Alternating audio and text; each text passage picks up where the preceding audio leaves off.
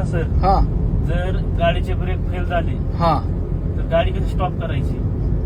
सगळ्यात पहिलं तर आपण जे टेन्शन घेतो का बाबा आपल्या गाडीचे ब्रेक फेल झाल्यात आता काय केलं पाहिजे, सगळ्यात पहिलं घाबरायचं नाही. तिथं ते पार्किंग लाईट दिसते का, हा ते चालू करा. पार्किंग लाईट चालू केल्यानंतर आता कोणत्या झेरो गाडी आपली फोर वरचा स्पीड असतो 60चा.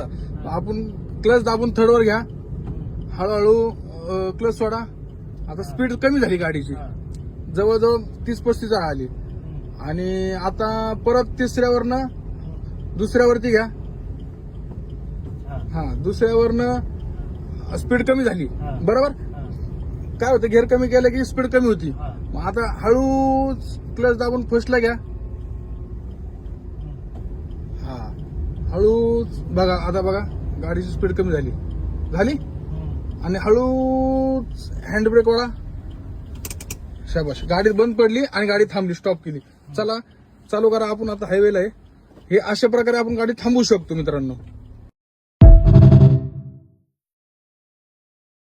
ना सर, हा जर गाडीचे ब्रेक फेल झाले हा तर गाडी कशी स्टॉप करायची? सगळ्यात पहिलं तर आपण जे टेन्शन घेतो का बाबा आपल्या गाडीचे ब्रेक फेल झाल्यात आता काय केलं पाहिजे, सगळ्यात पहिलं घाबरायचं नाही.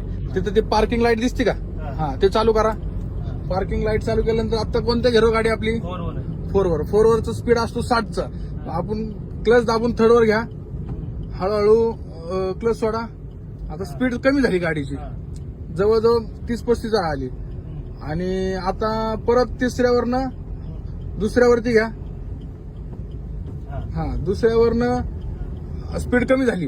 बरोबर, काय होतं गिअर कमी केलं की स्पीड कमी होती.